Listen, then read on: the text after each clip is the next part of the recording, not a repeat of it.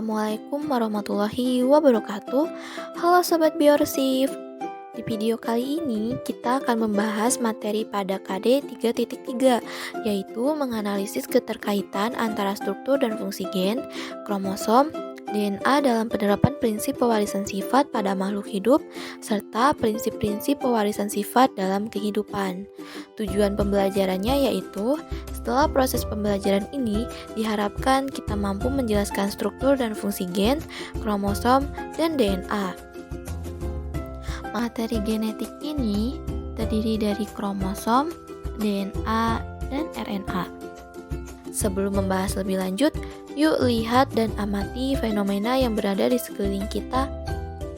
Pertama, ada orang yang dilahirkan dengan memiliki lensa mata berwarna hijau. Ada juga dengan lensa mata berwarna coklat, bahkan berwarna hitam.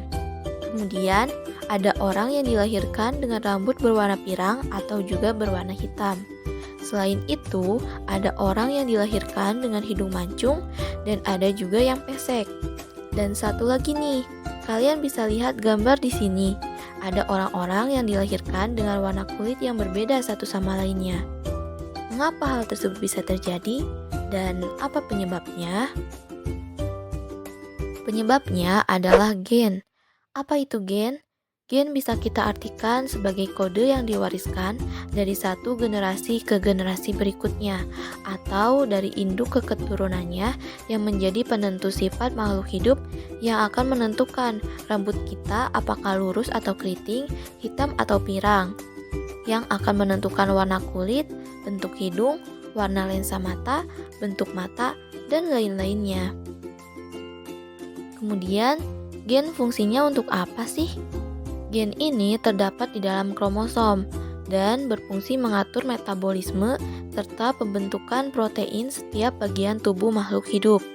Setiap sel yang ada pada tubuh makhluk hidup itu, komponen utama penyusunnya adalah protein.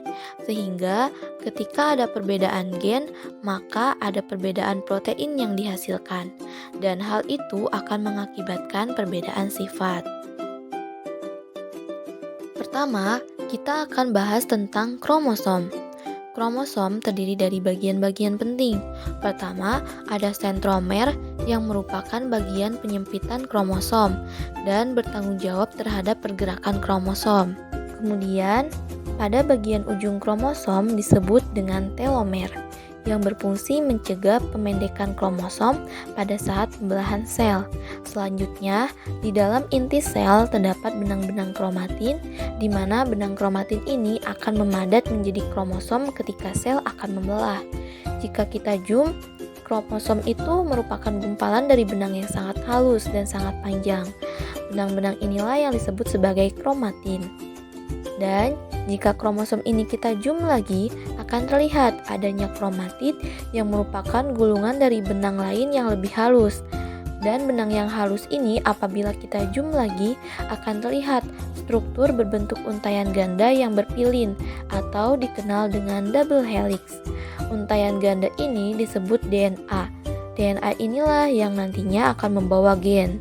DNA melilit pada sebuah molekul-molekul protein yang disebut sebagai histon.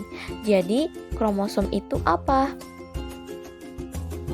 Kromosom adalah struktur pembawa materi genetik yang terdiri dari rangkaian rantai DNA yang sangat panjang dan protein yang mengikat DNA.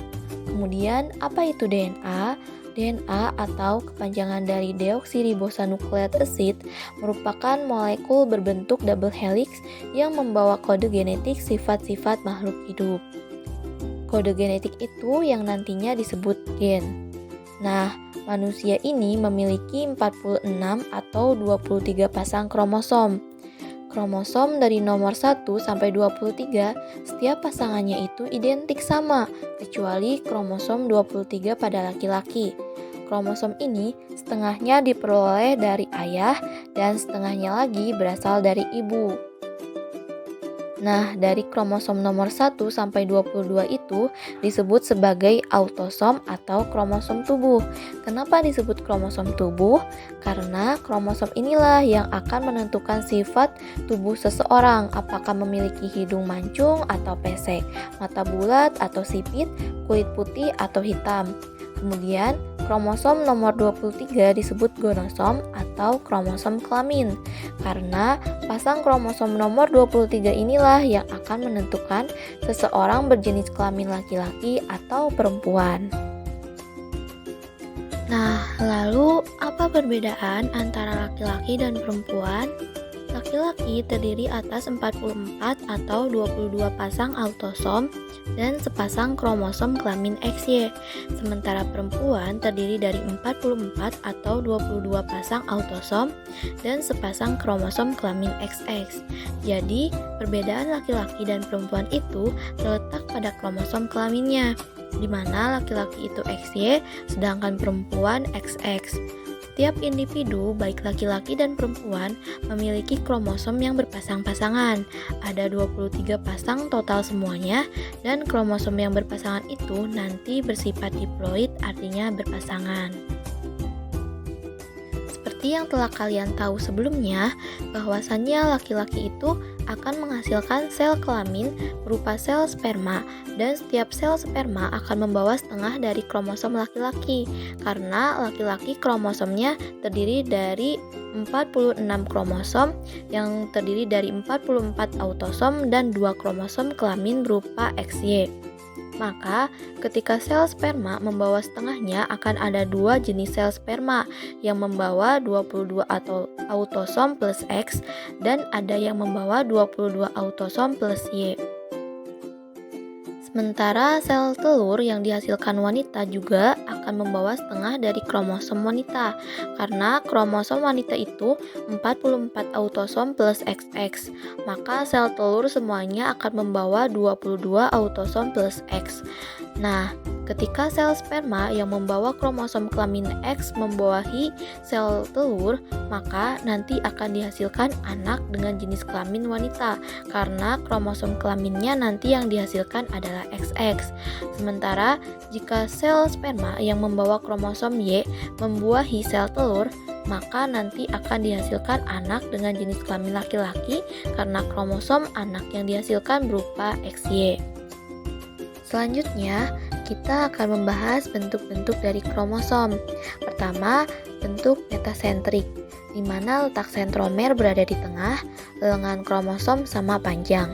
Kemudian yang kedua ada submetasentrik, di mana letak sentromer ke arah salah satu ujung kromosom, serta lengan kromosom tidak sama panjang. Bentuk kromosom yang ketiga ada akosentrik, yaitu letak sentromer dekat dengan ujung kromosom, letak kromosom satu sangat panjang dan satunya lagi sangat pendek.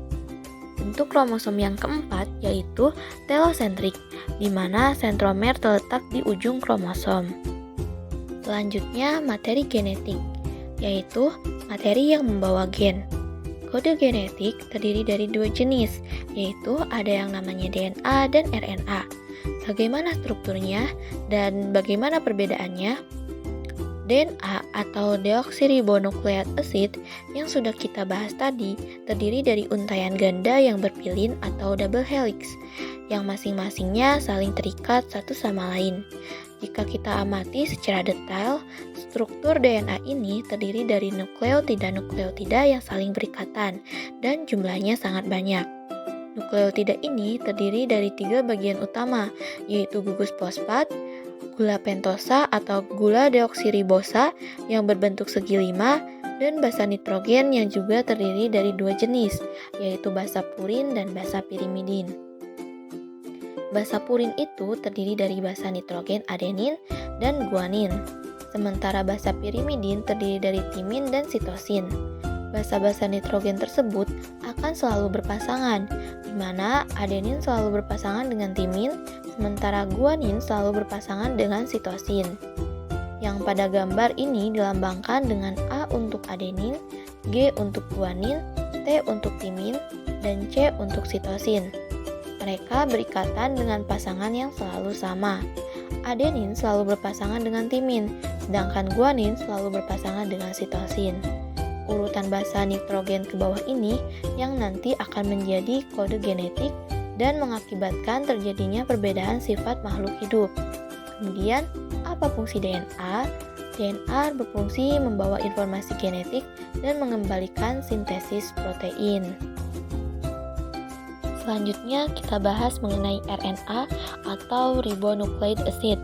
Mirip seperti DNA, namun yang membedakan pada RNA ini tidak berbentuk untaian ganda, tetapi hanya berbentuk untaian tunggal serta terdiri dari nukleotida dan nukleosida yang terdiri atas 3 bagian utama gugus fosfat, gula pentosa atau gula ribosa. Inilah yang membedakan antara DNA dan RNA, di mana pada DNA gula pentosanya berupa gula deoksiribosa, sedangkan pada RNA berupa gula ribosa. Kemudian perbedaan berikutnya terletak pada basa nitrogennya. Untuk purinnya sama, terdiri dari adenin dan guanin. Sementara pirimidinnya terdiri dari urasil dan sitosin. Jadi timin pada DNA diganti dengan urasil pada RNA. Kemudian, apa fungsi RNA? RNA berfungsi untuk mengendalikan sintesis protein. Dari penjelasan tadi dapat disimpulkan bahwa DNA dan RNA ini memiliki beberapa perbedaan. Pertama, dilihat dari bentuknya.